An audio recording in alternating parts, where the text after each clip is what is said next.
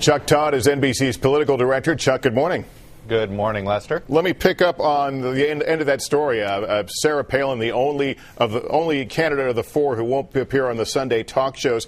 Is that because the Republicans in their convention more or less marginalized the media, said the media can't be trusted, or is there something else going on? I think it's a little bit of both. I mean, they're marginalizing the media a little bit so that they can try to blunt some of this criticism that is coming Governor Palin's way, so that they can sort of cast it aside and say, well, it's sour grapes. The media's upset. They can't get an interview with Governor Palin. They think they're entitled.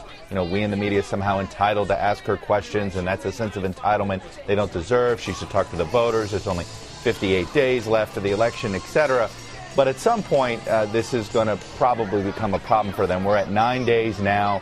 One of the excuses that the campaign had a couple days ago was, well, Senator Biden didn't give an interview in his first week. That's true, but it was in the 9th day after he was picked, actually the 8th day after he was picked, that he did sit down with a major news organization. So we'll see.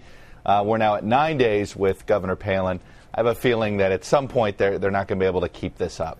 Chuck, undeniably, something has happened to the McCain campaign that is good for them in terms of the crowds.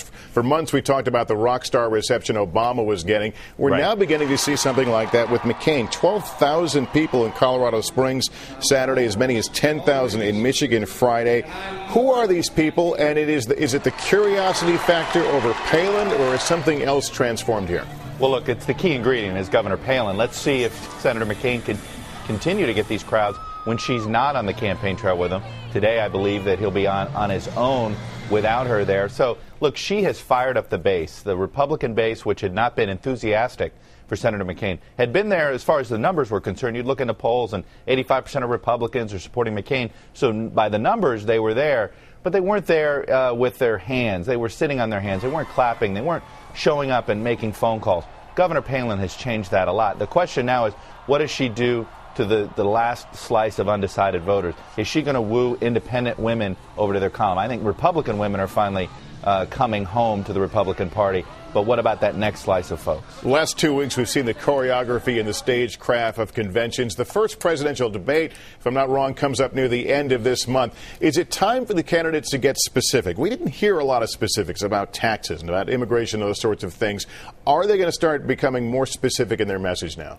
Look, I think in the next 3 weeks, not so much. I think the next 3 weeks are going to be about trying to figure out what is the battleground, per se. The debates will define the specifics. I think that both campaigns almost want to cruise substance-wise until the start of the debates so that the debates themselves then decide what the final issues that they sit there and they argue over. Right now, I think it's going to be seeing where there's enthusiasm, seeing where the bounce of the conventions, letting the two conventions settle in, figuring out which states they need to be concentrating on and which ones they don't, and then allowing the debates to define the substance. All right, Chuck Todd. Chuck, always good to talk to you. Thanks very much. You got it, Lester.